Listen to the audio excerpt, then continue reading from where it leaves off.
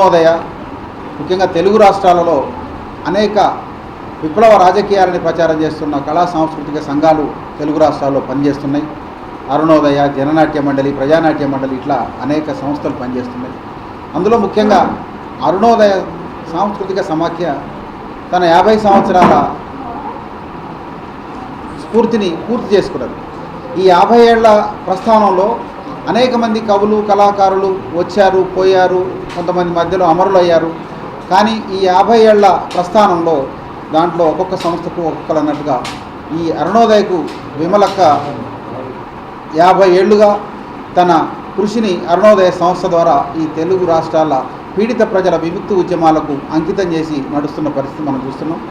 ఆ సందర్భంగా ఈ 50 ఏళ్ళు పూర్తి చేసుకొని అరుణోదయ పాటల ప్రస్థానంలో విమలక్క కూడా 50 ఏళ్ల ప్రస్థానాన్ని పూర్తి చేసుకున్న సందర్భం ఏదో ఒకటి కావచ్చు, కానీ ఆ సందర్భాన్ని ఎందుకు క్రియేట్ చేసుకుంటున్నాం ఇవాళ మనం అంటే, ఈ దేశంలో సాంస్కృతిక దోపిడీ జరుగుతూ ఉన్నది. ప్రజల మెదళ్ళని మొద్దుబార్చే సంస్కృతి ఇవాళ ప్రజల మీద రుద్దబడతా ఉన్నది. పాలకుల యొక్క సంస్కృతే ప్రజల సంస్కృతిగా ఇవాళ మార్చబడి ఇవాళ ప్రజలని పెద్ద ఎత్తున పీడిత ప్రజల ఉద్యమాల్లోకి రాకుండా వాళ్ళ అస్తిత్వాన్ని కూడా గుర్తించనివ్వకుండా అస్తిత్వ హరణాలు కూడా ఇవాళ సంస్కృతి ద్వారా చేయబడుతున్న తరుణంలో మళ్ళీ వాళ్ళ సొంత అస్తిత్వం మీద వాళ్ళ ప్రజల యొక్క కల్చర్ని, సంస్కృతిని నిలబెట్టడం కోసం ఈ 50 ఏళ్లుగా పనిచేస్తున్న ఈ అరుణోదయ, విమలక్క లాంటి వాళ్ళు అనేక మంది దాన్ని ఇంకా పునరంకితం కావడం కోసమే ఈ సందర్భాన్ని పురస్కరించుకొని ఈ 50 రోజులు ఇప్పటి నుంచి 50 రోజుల పాటు మొత్తం తెలుగు రాష్ట్రాల్లో విస్తృతమైన కల్చరల్ ప్రోగ్రాం నిర్వహించి అది ముగింపుగా ఒక 50 గంటల పాటు దేశవ్యాప్తంగా జరుగుతున్న సాంస్కృతిక దోపిడీకి సంబంధించిన వివరణ, విశ్లేషణ, పాటలు మొత్తం అన్నిటి మీద ఒక పెద్ద ప్రోగ్రాం నిర్వహించడంలో భాగంగా ఇవాళ విమలక్క వాళ్ళు ఇక్కడికి అరుణోదయ నుంచి ఇక్కడికి రావడం జరిగింది. ఈ ప్రోగ్రాంని రాష్ట్ర వ్యాప్త ప్రజలు విస్తృతంగా దీన్ని విజయవంతం చేయడానికి వాళ్ళ సహకారాన్ని అందించాల్సిందిగా కోరుతాం.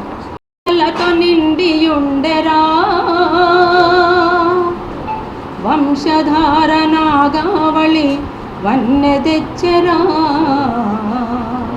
శ్రీకాకుళం రా వీర శ్రీకాకుళం రా వీర యోధులనే కన్నగడ్డ శ్రీకాకుళం రా శ్రీకాకుళం రా వీర శ్రీకాకుళం రా వీర యోధులనే కన్నగడ్డ శ్రీకాకుళం రా శ్రీకాకుళం రా వీర శ్రీకాకుళం రా.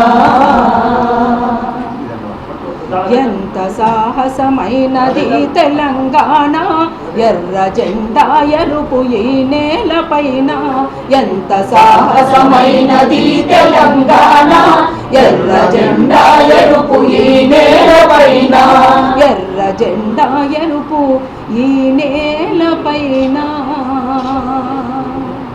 జరిగినటువంటి పోరాటాలలో ఒక సాంస్కృతిక సంఘం కూడా పుట్టుకురావడం, ఆ విప్లవ సాంస్కృతికోద్యమంలో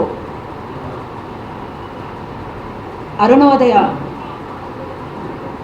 సంఘంలో నేను చిన్నప్పుడుగా ఉన్నప్పుడు, అంటే 1974లో, ఇంతకుముందు అనితా భాస్కర్ వీళ్ళు చెప్పినప్పుడు 1974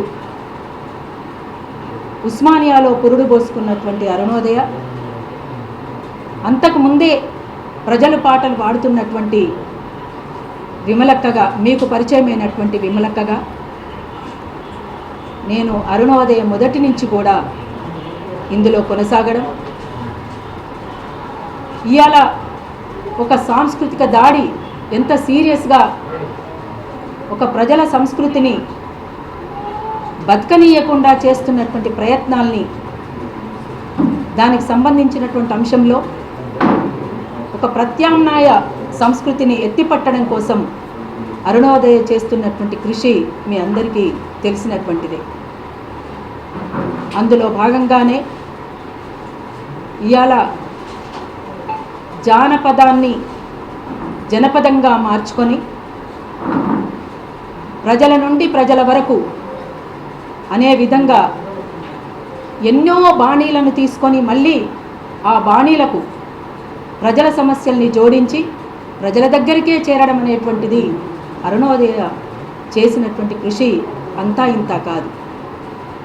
అంతేకాకుండా మలిదశ తెలంగాణ ఉద్యమంలో ఈ మూల నుండి ఆ మూల వరకు అరుణోదయ చేసినటువంటి పోరాటం, అది భాగస్వామ్యమైనటువంటి united front, Telangana united front కావచ్చు, ఒక కీలక భూమిక పోషించినటువంటి అరుణోదయ పెద్ద ఎత్తున మిలిటెంట్ పోరాటాన్ని కొనసాగించింది. అట్లా కొనసాగినటువంటి పోరాటంలో ఎంతోమంది కళాకారులు అరుణోదయగా పరిచయమైన, మలిదశ తెలంగాణ ఉద్యమంలో అరుణోదయకు వచ్చినటువంటి కళాకారులైన అనేక మందిని ఒక సమిష్టి కృషిగా దీన్ని మనం చూడొచ్చు. విమలక్క అంటే కేవలం ఒక్కరే కాదు, అదొక సమిష్టి కృషి, సమిష్టి బృందగానం. కాబట్టి అరుణోదయకు ఒక ప్రత్యేకమైనటువంటి స్థానం ఉన్నది ఇవాళ ఈ సమాజంలో. ఇవాళ కేవలం అరుణోదయ తెలంగాణ, ఆంధ్ర వరకే పరిమితమై లేదు. ఎన్నో కళారూపాల్ని దేశవ్యాపితంగా కూడా ప్రచారం చేసినటువంటి ఘనత అరుణోదయకున్నది. విమలక్కంటే కేవలం ఒక పాట వరకే పరిమితమై కాదు, ఎవరైనా ఎక్కడైనా ఉద్యమంలోంచి నాయకులు పుట్టుకొస్తారు, నాయకులు ఉద్యమాన్ని నడిపిస్తారు. మేము కూడా అట్లనే ఈ ఉద్యమంలో పుట్టుకొచ్చినటువంటి వాళ్ళం, ఎదిగినటువంటి వాళ్ళం, చాలామంది తయారు చేసినటువంటి వాళ్ళం. అందుకని మీరందరూ కూడా ఇవాళ అరుణోదయ విమలక్క అని పిలుచుకుంటారు. అందుకనే ఇవాళ 50 ఏళ్ల ప్రస్థానాన్ని మనం చెప్పుకోవాలనుకుంటున్నప్పుడు ఒక విప్లవ సాంస్కృతిక సంఘాన్ని, అది చేసినటువంటి కృషిని మాట్లాడుకోవడం, అంతేకాకుండా ఈ 50 ఏళ్లలో ఎంతోమంది ఇంతకుముందు చెప్పినట్టుగా ఎంతోమంది తయారవ్వడం, తయారైన దాంట్లో ఎంతోమంది అమరత్వం పొందడం, ఇంకా అనేక మంది ఈ సంస్థను ముందుకు తీసుకుపోవడానికి ముందుకు రావడం అంటే మామూలు విషయం కాదు. ఎన్నోసార్లు కష్టాలు, నష్టాలు, జైళ్ళు, కేసులు ఇవన్నిటినీ ఎదుర్కొంటూ కూడా అధిగమించి ఈ సంఘాన్ని ముందుకు తీసుకుపోవడానికి ఇందులో ఉన్నటువంటి కామ్రేడ్స్ అందరూ కూడా కృషి చేస్తున్నటువంటి తీరు మామూలు విషయం ఏం కాదు. అందుకనే అనేక మంది కళాకారులు ఇంతకుముందు అరుణోదయలో పనిచేసి కూడా కొంతమంది ఇప్పుడు బయట కూడా వాళ్ళు ఉద్యోగరీత్యా వాళ్ళు బయట ఉంటున్నటువంటి కళాకారులు కూడా ఉన్నారు. అట్లాంటి వాళ్ళని కూడా ఆహ్వానిస్తూ ఎంతోమంది కవులు ఉన్నారు, మేధావులు ఉన్నారు, ప్రజాస్వామికవాదులు ఉన్నారు. ఇప్పుడు మన ముందు కూర్చున్నటువంటి భాస్కర్ కూడా స్పర్శ అధ్యయన వేదిక నుంచి మీ అందరికీ పరిచయమైనటువంటి వ్యక్తి. అంతేకాకుండా ఇక్కడే విజయ్ ఉన్నాడు, ఇంకా మన మిత్రుడు హరీష్ ఉన్నాడు, మీలాంటి మిత్రులు ఉన్నారు, జర్నలిస్ట్ మిత్రులు. మలిదశ తెలంగాణ ఉద్యమంలో అరుణోదయకు చాలా సహకారంగా ఉన్నారు. కేవలం అరుణోదయకే కాదు, తెలంగాణ రాష్ట్ర ఆకాంక్ష పట్ల మీరు చూపినటువంటి తెగువ మామూలు విషయమేమి కాదు. అట్లా ఒకరికొకరం పరస్పర సహకారంగా ముందుకు పోతున్నటువంటి తీరు కూడా మనము చెప్పుకోదగ్గదు. అందుకని ఇవన్నిటినీ క్రోడీకరిస్తూ 50 గంటలు 50 ఏళ్ల ప్రస్థానాన్ని మరొక్కసారి మనం సమీక్షించుకోవడానికి, రేపటి తరానికి ఒక స్ఫూర్తిదాయకంగా నిలవడానికి